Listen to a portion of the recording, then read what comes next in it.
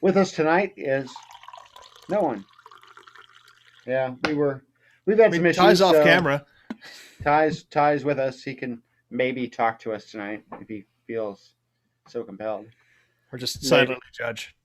Yeah. That He'll just sit back in the corner and watch. was it. That was his whole cameo. Yeah, you've got him there. All All right. right. So how's everybody doing tonight?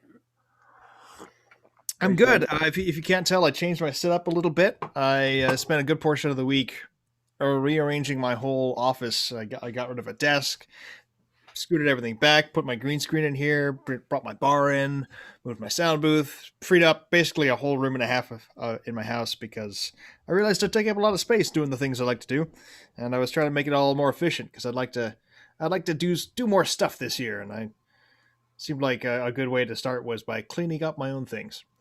So so here I am now, Why not? and the beer is still behind me.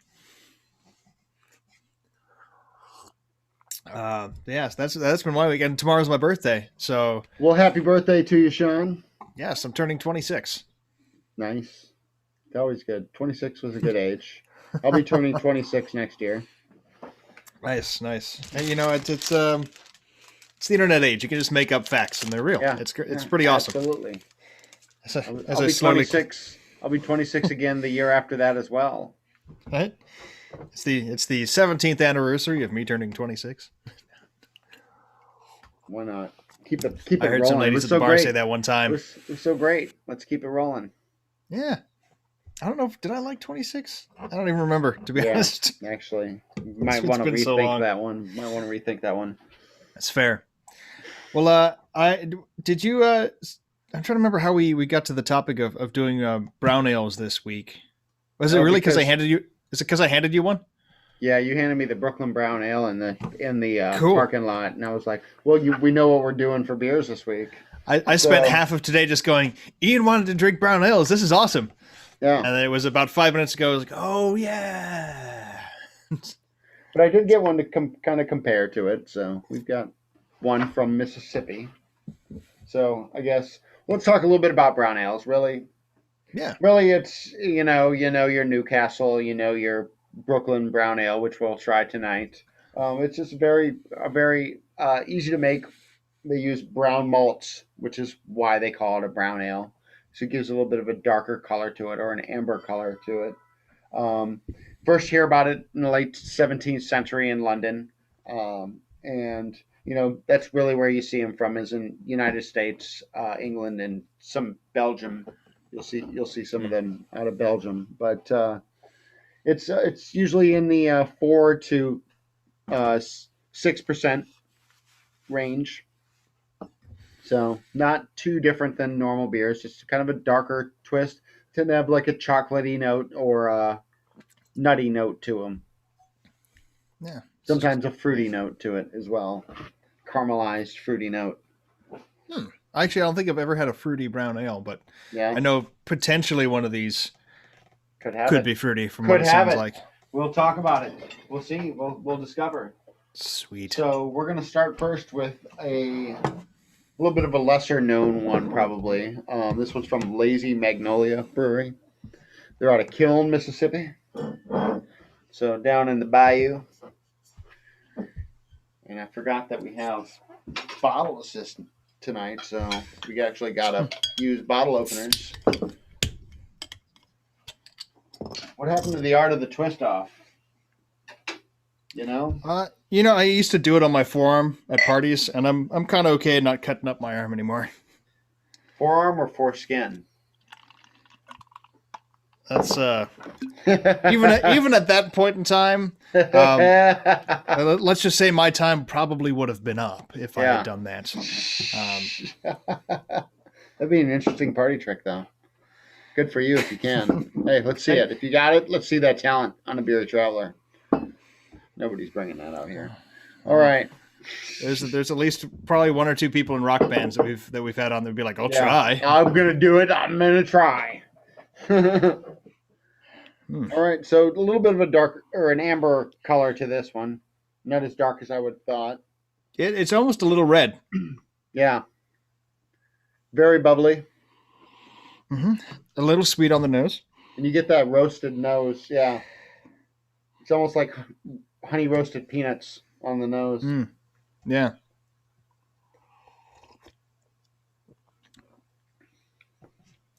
And very it's light. got some that honey roasted. It's more of a pecan though on the palate, Mm, like it's supposed to be. You can taste that roasted nuttiness, but then there's like a honey aspect to it as well, or a candied.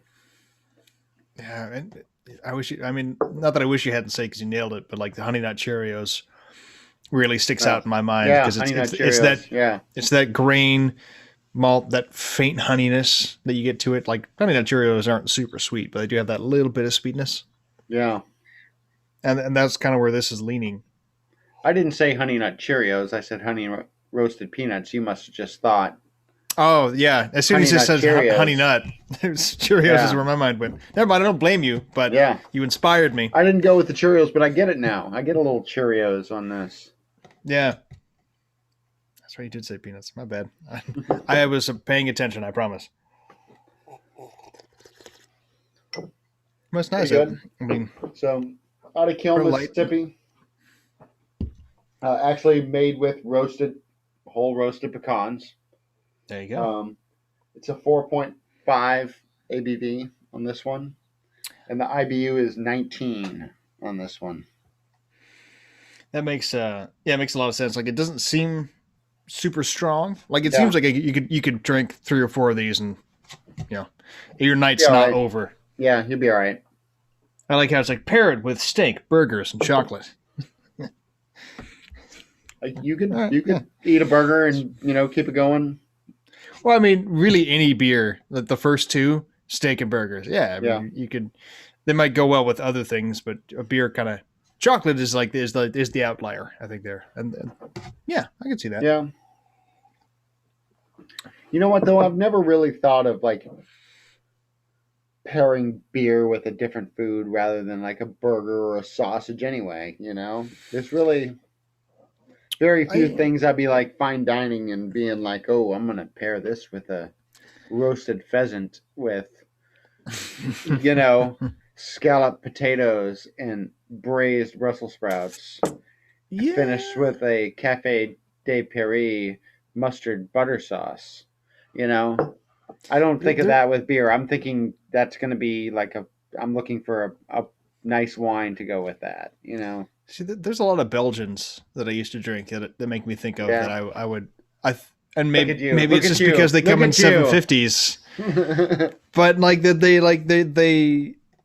they command or they at least qualify for the respect of a wine. I mean, you're spending $40 for a bottle, Yeah. and you can shelve it and you can age them, and they get better with time generally. So those beers to me seem like, and I mean, because there's so much flavor in those beers as well. Like Hmm. there's just layers and layers and layers that, yeah, you could easily pair them with food. Um, at the same time, if we're talking something that's I hate to say run of the mill because these are Yeah. beers run the gamut, but it's yeah, I can see where you're talking Yeah. Like this is the Miller Lite like goes perfectly you know with the well fish and pilsners. chips. Of course it does. You Pilsners would go well know. with fish. Yeah, Yeah. It absolutely does. But I think you'd talk more broadly about style versus maybe specific beers. Like pilsners would yeah. go well with this, and stouts Yeah. would go well with breakfast. um, It yeah. would. Some bacon and eggs and a breakfast stout. Mm, We'll do it. yeah, that does Pancake actually sound stout. good. Pancake stout. Oh, that was that griddle stout that we had a while Yeah, back. something like Oh, that. Yeah. I like that. That was the brewers where they weren't available to talk to us, but the beer was good. Yeah. Yeah. It was definitely good. All right. Are we going to move on to the next one? Yeah, I was really just trying to think of something else this beer would go with. Like, I mean, maybe like a greens, like a There you like a go. like a Like like a a nice like salad. like a sautéed spinach. Oh, like a warm spinach salad. There you go. There you go. And you're Let's go while you're, we're you're ahead. gonna smell weird after this. All right. So we got the Brooklyn Brown Ale. Surprisingly, it's made in Brooklyn, New York. Who would have thought?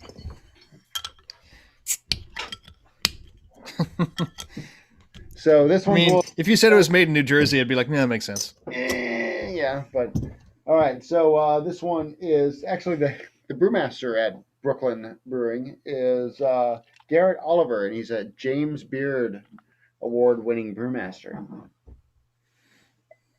So I thought that was pretty interesting. That is pretty cool. You're right. Interesting fact. That is interesting. So this is their brown ale. This one's a little darker than the last one. Ooh, I will excuse say. me. This one's The a bubbles 5.6 ABV. The IBUs are 30 on this one, so we should pucker up a little bit more on this one. This it smells a little more hoppy than the last one. Yeah, it does. It's got some coffee on the nose. Or some tea almost.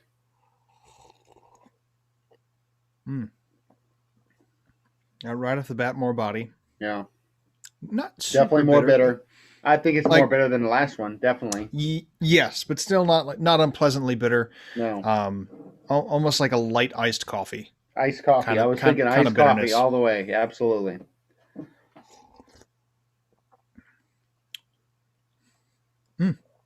Yeah, if you like iced coffee, this is your beer. Definitely. This has changed since I first had it. Or I've changed since I first had it. But I don't remember it tasting like this 3-4 years ago. Maybe you've both changed. For the better. Yes. Yeah. But no, this is nice. It's the bitterness is light. The bubbles are fine. This would go well with chocolate. Oh yeah, absolutely. Or I would definitely. I like always poaching my sausages with a darker beer. This I think would go really well in the poaching of some bratwurst. Well, as you know, since I usually eat vegetarian, but on holidays, my birthday included, I break my fast. So I'm excited because tomorrow's gonna be a big meat day. I was about to say I've fed you some meat before, if I can remember correctly. Yes, I have. I've gnawed on a sausage or two.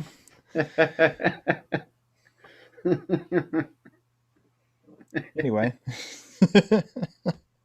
Now, what I know we've had burgers. Here's to Sean and his every once in a while putting a little bit of meat in his mouth. I'm going to be honest. My cheers, by the way. That was a toast. Not a very good one, but it was a toast. But my first thought was like, oh, there's some pulled pork in the fridge. I'm going to go upstairs and I'm going to get a piece of the vegetarian pizza that I made. There you go. And I'm just going to put some pulled pork in the middle and just roll it up. Say, fuck you, vegetarian pulled pork pizza roll. I had a boss one time look at me, and this was 10 years ago, and let's say 30 pounds lighter. So I was pretty skinny. And he just looked at me and went, "You're just a fat man in a skinny body, aren't you?" Like, yeah, but I'm working on it. Like you just almost want to dedicate a summer and be like, you know what, I'm gonna get fat. All the food, yeah, I'm gonna do it. I mean, I don't want to. I've been fatter. It's not comfortable. My knees hurt. We've tried. I've tried that trip to Cincinnati. I could have started you on a downfall. We ate some stuff on that trip that was. Since then, I've seen frozen Skyline chili in the store, like in the freezer section. It sounds even worse than the actual than one coming from the restaurant itself. I was like, no. Why would you freeze and distribute this product? It's kitschy in its own right where it exists, but it's not a Krispy Kreme donut. It's not. Ooh. It's oof. That's a tough sell, I will say this Skyline chili. It's an experience. Go try it. Go do it and decide for yourself if you like it or not. It's something I'm sure a lot of people like it because it's a popular chain up there. Go have it. Right? You just don't want all the hate mail. I get you. I'm not anti Skyline chili. I'm not only because I'll even take a bite of it in front of people. an experience is an experience, Mhm. and you should. It's definitely something that I'd heard about and Yeah. wanted to try, and I did Yeah, try. we did. And We went up there and I'm did glad I did. It was unusual, it. Hmm. but yeah, it was cool. Like nothing against it. I suppose it We was did the just. Geta. We did the Geta too. Oh yes, I did the vegan geta. That was Yeah. essentially spiced polenta. But yeah, cool. Thanks for thinking of us. Yeah. So as we wind down from these beers, I made some notes about the Bloody Mary for this week. This week's cocktail is a Bloody Mary. We're going classic. We're going back to the classics. Yeah, well, I realized because I'd made up a new cocktail at work. I don't know if it ever made it on the brunch menu. Supposedly it was going on there, but it involved a little bit of Bloody Mary mix, and I wanted to make that for the show. And then I was thinking about that, like we haven't done Bloody Marys yet. Whoops. Here's our a good standard classic cocktail at this point. The Bloody Mary it has mixed origins, like a lot of cocktails. There's a lot of people that claim it as one of their own. Its earliest claim is 1920s from Fernand Pertois.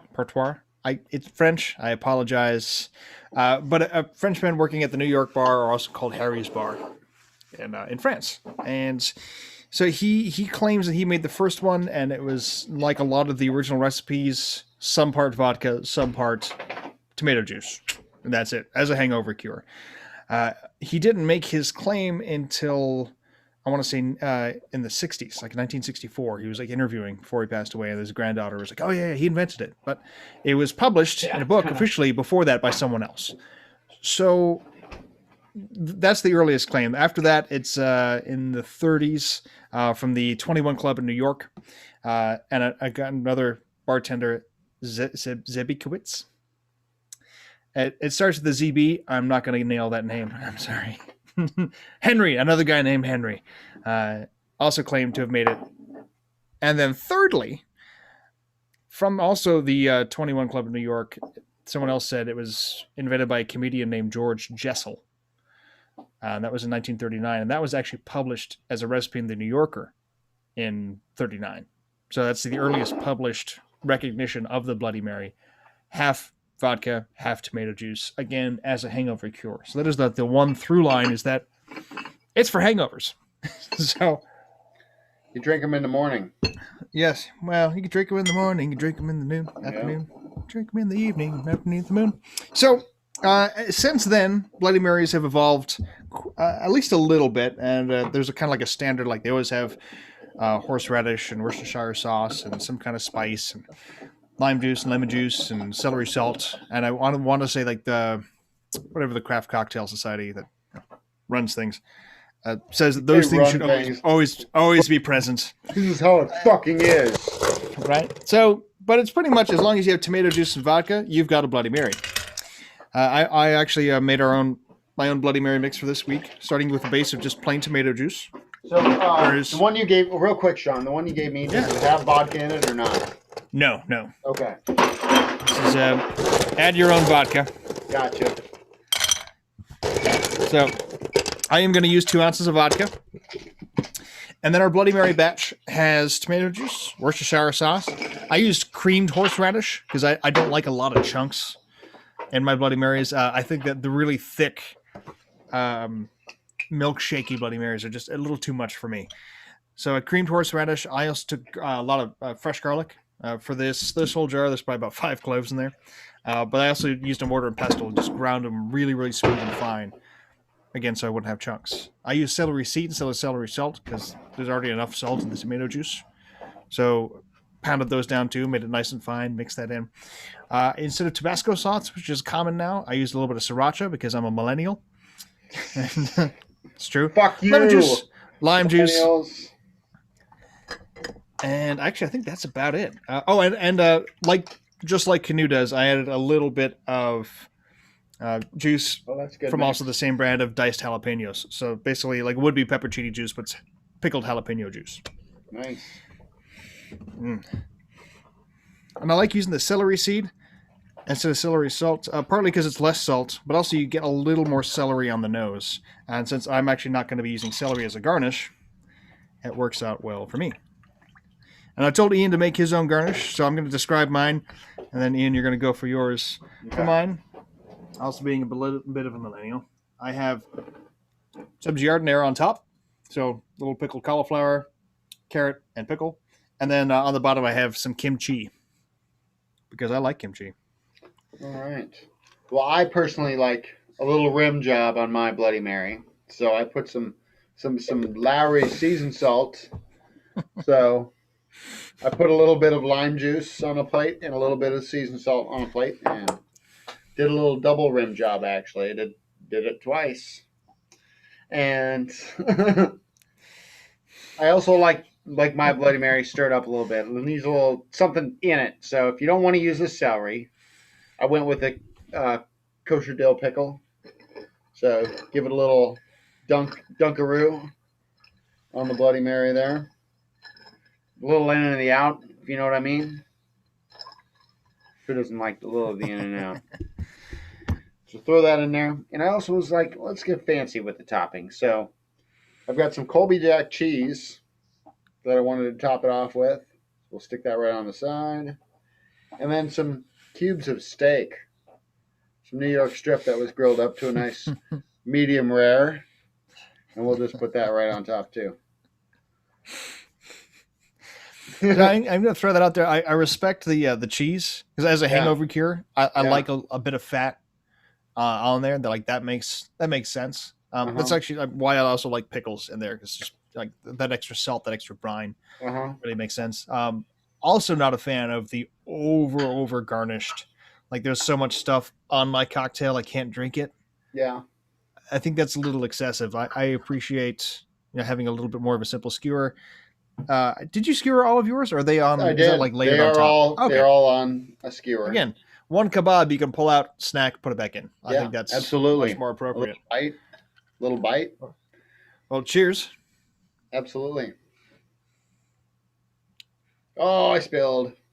Oh no! I went right to the limit. Oh. Yeah, really good. Oh man. I mean, I hate to admire my own work that much on camera, but yeah, that came out. Oh yeah. Again, it's not overly thick. It's a much lighter consistency than a lot of Bloody Marys, but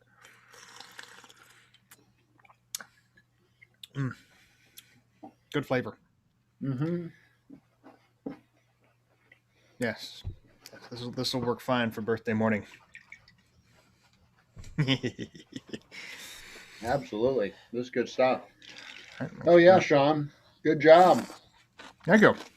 I'm snacking on my kimchi. Yeah, a little bite of the cheese. How is the cheese with that? Is that good? Mm-hmm. I don't think I've actually ever had cheese on a Bloody Mary, so it's kind of piqued my interest there. It's the Midwest style to do it, Sean.